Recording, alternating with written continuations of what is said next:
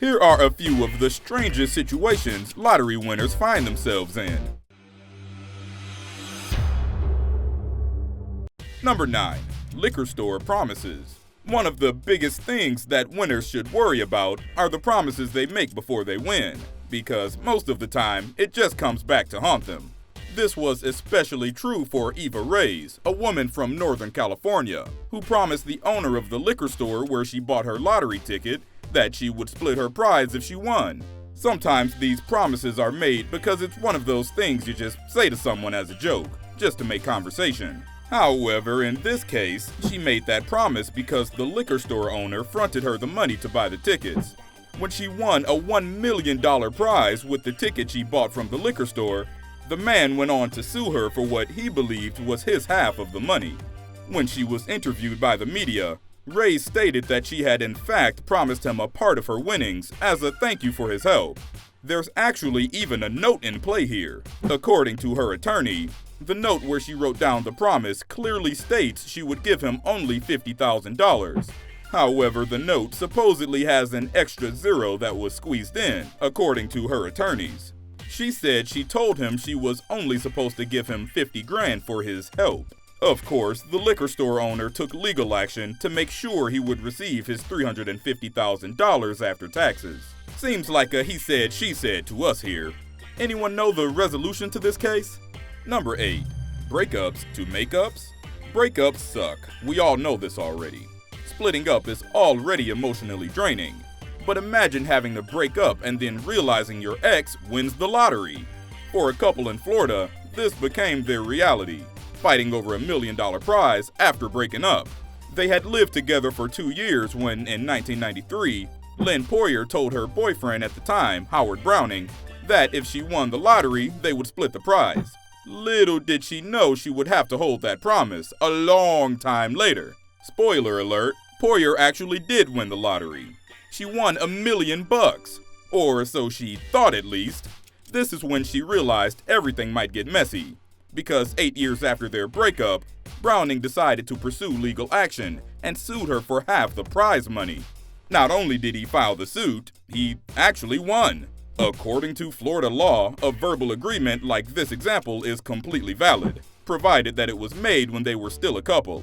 Unfortunately for Poyer, she had to file for bankruptcy after losing in court. She had already invested her winnings buying some buildings and businesses that didn't go too well. Maybe not telling anyone she won the lottery might have helped? If you're into buying lottery tickets, do yourself a favor, don't promise anything to anyone. Number 7. Staying private. Winning the lottery is a life-changing experience, no doubt about it. But what about the fear of everyone knowing how much money you just won? This is exactly what went through the mind of a woman in New Hampshire. After winning the Powerball prize of $559 million, she decided to fight in court to make her identity remain private, something that took a long legal battle. The problem was that she did something that would have legally prevented her from keeping it private. Apparently in New Hampshire, if you sign the back of your lottery ticket, you legally expose your name for lottery officials to use. This is a practice that many people do to make sure they'll remain as the winner regardless if their ticket gets stolen. Because she had signed the back of her ticket, she was liable to have her identity exposed.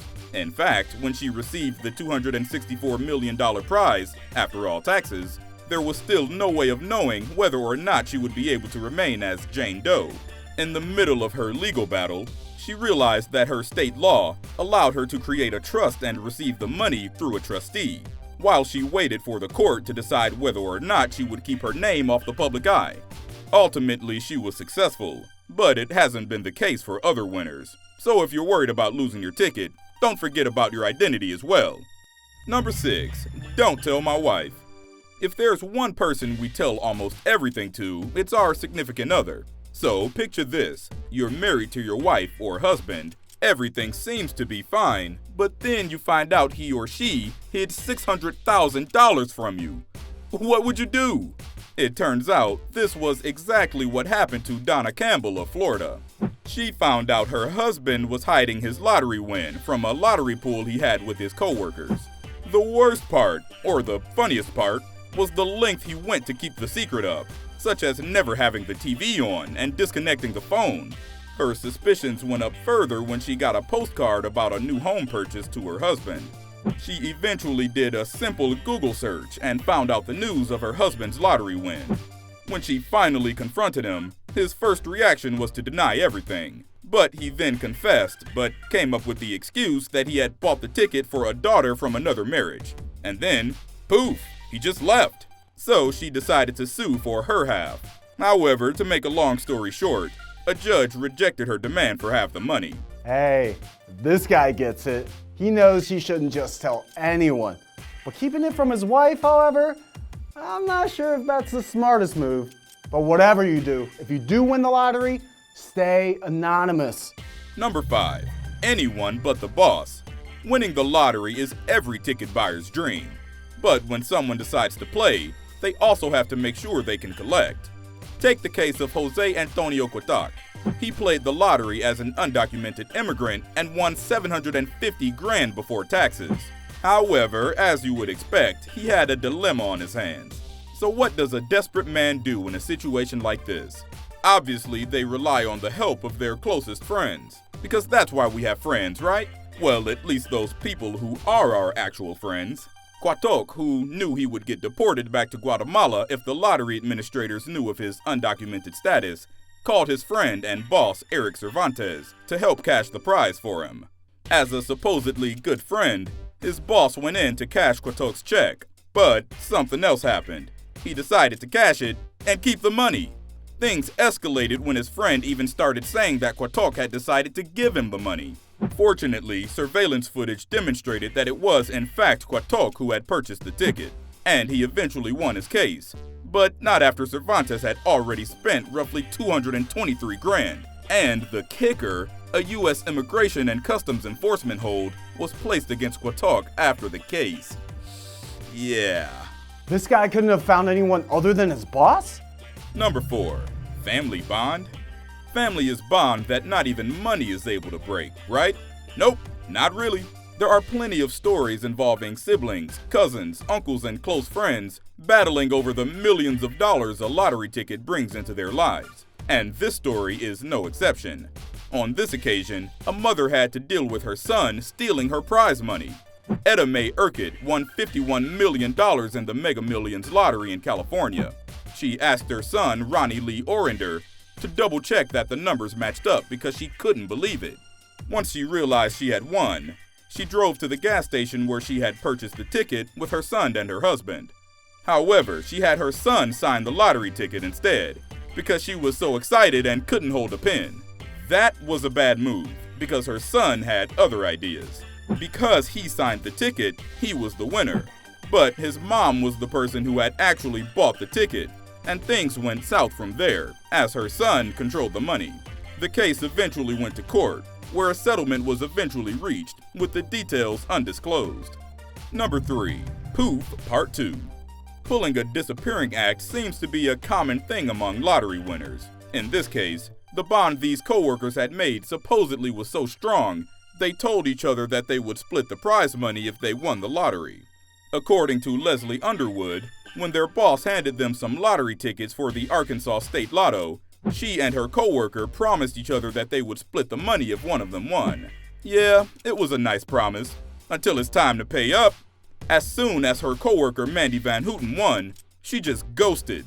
She just left and never went back to the office. Underwood saw that Van Houten cashed her prize in the news and tried calling her. But of course, she never returned Underwood's texts or calls. However, Underwood decided to file a lawsuit against her friend. Who knows how a judge would rule in this situation, because the case eventually reached settlement with the terms undisclosed. Chalk it up as a win for Underwood? Number 2. Undue stress. Donations are a gift that allow many people to use money for good things. But sometimes people forget that they are in fact gifts, and it depends on the desire of the person who's willing to hand them out. And in this case, we see a series of unfortunate situations that make a donation seem like a curse. Mary Holmes won a $188 million lottery prize and found herself in strange financial situations, such as paying bail bondsmen over $1 million in fees to bail her boyfriend out many times. This was just the tip of the iceberg, unfortunately. she received an official lawsuit from someone she would have never expected, the pastor of her local church. Pastor Kevin Matthews claimed that Holmes had promised to make a big donation once she received her lottery money, but was surprised to not receive any kind of money from her when the time came. He also said that he had been put into intense stress that led him to start taking anxiety medication and antidepressants. Apparently, Matthews had also made verbal agreements with realtors to use the $1.5 million Holmes had allegedly promised to buy a piece of land and build a retreat for the church. Holmes had, in fact, donated $700,000, but it wasn't enough for him. Matthews decided to sue her for $10 million anyways for what he called undue stress. Does this guy sound like a pastor anyone would want? Number 1. For good luck. Winning doesn't necessarily mean you've got something good in your hands, and this case is the perfect example of that. Barb Reddick and her nephew Tyrone McKinnis both decided to play a game called Chase the Ace, a lottery similar to a 50-50 draw. Instead of half the winnings going to the winner gets 20% of the lottery pool, but get a chance to pull an ace of spades from the deck of cards. If the winner pulls the ace, they also win a jackpot made up of the remaining 30% of the ticket sales from all previous lotteries. Barb ended up winning the draw. The problem was, she had her nephew sign her ticket for what she called good luck. She claimed that she had planned to share some of the prize, but never half of it. Fun fact, all of this happened while they were publicly receiving the lottery check. Right after they both received the check, she said she was taking her nephew to court. She even went on a rant about how he didn't deserve the money and how she used to consider him like a son. Talk about awkward. They eventually settled and made up, with her nephew ending up with a little more than double the $150,000 she had supposedly promised earlier. Here's what's next.